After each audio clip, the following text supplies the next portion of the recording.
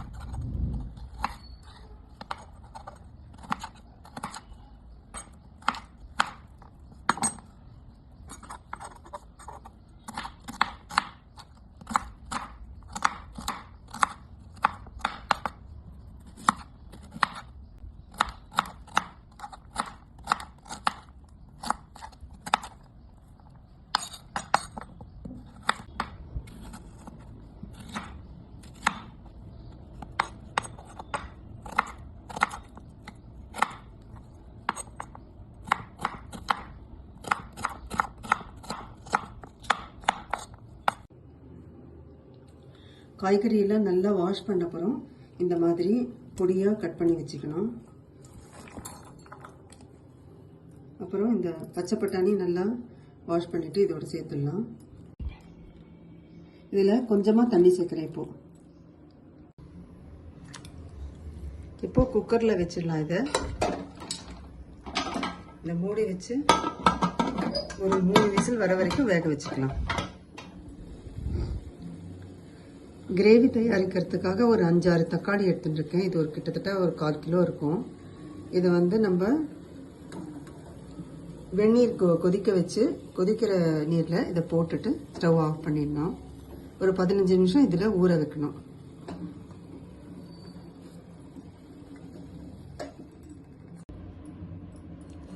இந்த மாதிரி மூடி வச்சிடலாம். இதை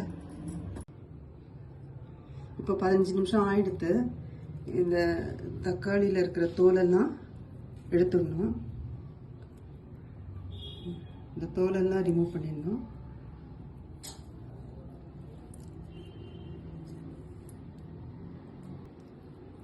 இந்த மாதிரி வெந்நீரில் போட்டால் தான் நம்மளுக்கு தோலெல்லாம் எடுக்க வரும்.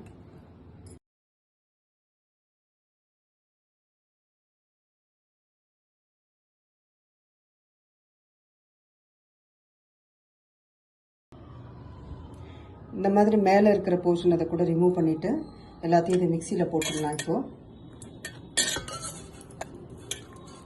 மிக்சியில் போட்டால் டொமேட்டோ ஜூஸ் வரும் இல்லையா, அதுதான் டொமேட்டோ பியூரி. அதை நம்ம இப்போது கிரேவிக்கு யூஸ் பண்ணிக்க போகிறோம். இப்போ ஒரு 5-6 ரஸ்க் எடுத்துன்னு இருக்கேன். இதை மிக்சியில் போட்டு பவுடர் பண்ணிக்கலாம்.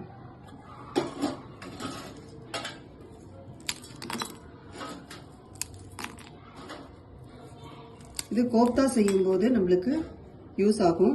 இதையும் போட்டு காய்கறியோட கலந்து மிக்ஸ் பண்ணி தான் கோஃப்தா செய்யணும்.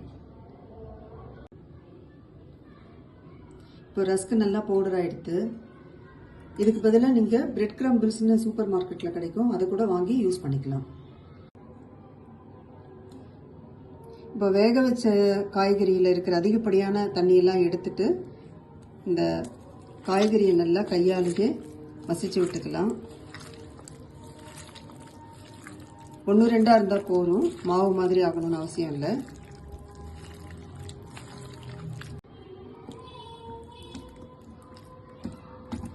கையால் மசிக்கிறது கஷ்டமாக இருந்ததுன்னா இந்த மாதிரி கூட லைட்டாக செஞ்சுக்கலாம். நம்ம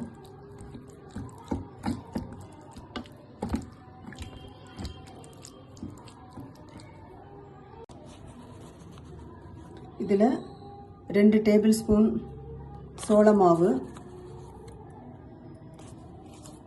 தேவையான அளவு உப்பு, கொஞ்சம் காரப்பொடி 1/2 டீஸ்பூன் போட்டிருக்கேன். இதெல்லாம் சேர்த்து நல்லா கலந்து விடணும். அந்த மாதிரி அதோட 2 டேபிள் ஸ்பூன் ரஸ்க் பவுடரையும் சேர்த்து நல்லா கலந்து விட்டுருக்கேன். இதை சின்ன சின்ன உருண்டையாக இந்த மாதிரி உருட்டி வச்சுக்கணும். முதல்ல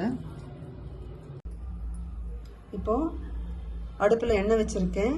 இது சூடானதும் இதை இந்த உருட்டி வச்சிருக்கிற இந்த பால்ஸை லைட்டாக இப்படி தட்டிட்டு அந்த எண்ணெயில் போட்டு பொரிச்சு எடுக்கணும். ஸ்டவ்வை மீடியம் ஃப்ளேம்லேயே வச்சு நிதானமாக பொரிச்சு எடுக்கணும்.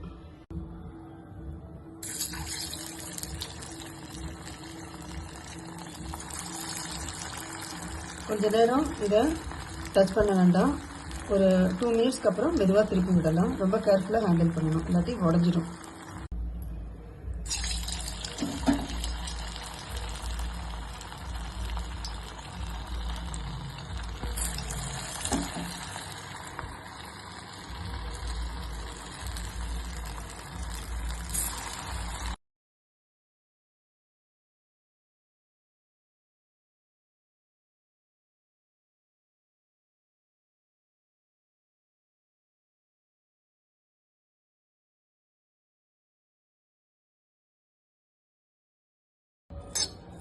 கிரேவிக்கு 2 டேபிள் ஸ்பூன் கசகசாவை லைட்டாக சூடு பண்ணியிருக்கேன். முந்திரி பருப்பு ஒரு கைப்பிடி அளவு சூடு பண்ணி இதில் போட்டிருக்கேன்.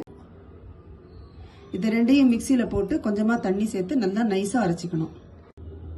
கிரேவிக்கு 4-5 லவங்கம், கொஞ்சம் பட்டை, 2 ஏலக்காய், இஞ்சி பூண்டு விழுது 1 டேபிள் ஸ்பூன், ஜீரகம் 1 டீஸ்பூன், நீல வாக்கில் கட் பண்ணின வெங்காயம் 2.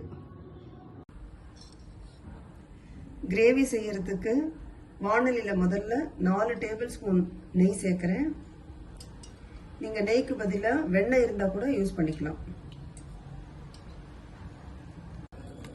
இப்போ இந்த மசாலா சாமான் எல்லாம் இதில் சேர்த்துடலாம்.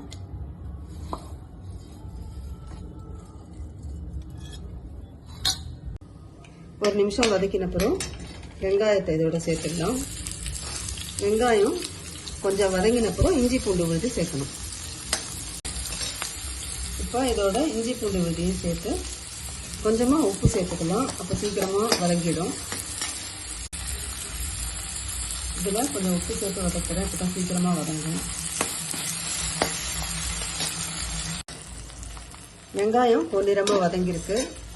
இப்போ மஞ்சள் தூள் ஒரு 1/2 டீஸ்பூன், காரப்பொடி 1 டீஸ்பூன், தனியாத்தூள் 2 டீஸ்பூன், இதெல்லாம் சேர்த்து கொஞ்சம் வதக்கி விடணும். அடுப்பை வந்து மீடியம் ஃப்ளேம்லேயே வச்சுருக்கேன்.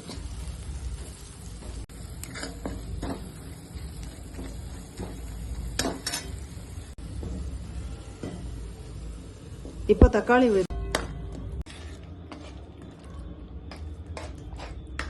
இதை இந்த மாதிரி ஒரு 5 நிமிஷம் கொதிக்க விடணும்.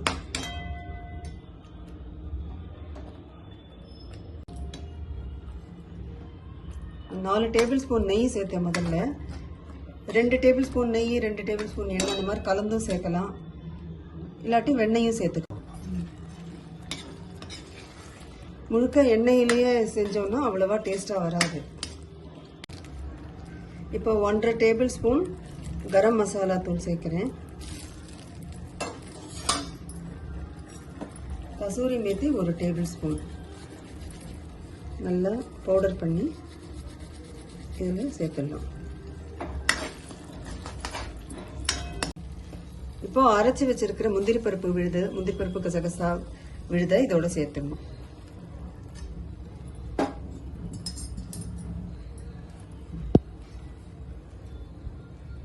இந்த கிரீம் வந்து ஒரு 2 டேபிள் ஸ்பூன் அளவு சேர்த்துடணும். தேவையான அளவு உப்பு சேர்த்துடலாம். இதில் கொஞ்சம் தண்ணி சேர்த்து விடணும். 5 நிமிஷம் கொதிச்சப்புறம் ஆஃப் பண்ணிடலாம். இதில் நான் 1.5 டம்ளர் அளவுக்கு தண்ணி சேர்த்துருக்கேன். அப்போ தான் இந்த அளவுக்கு பக்குவமாக இருக்கும்.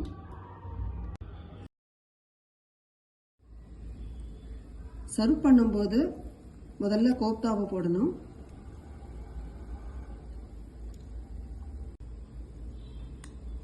அதுக்கு மேல இந்த கிரேவியை போடணும்.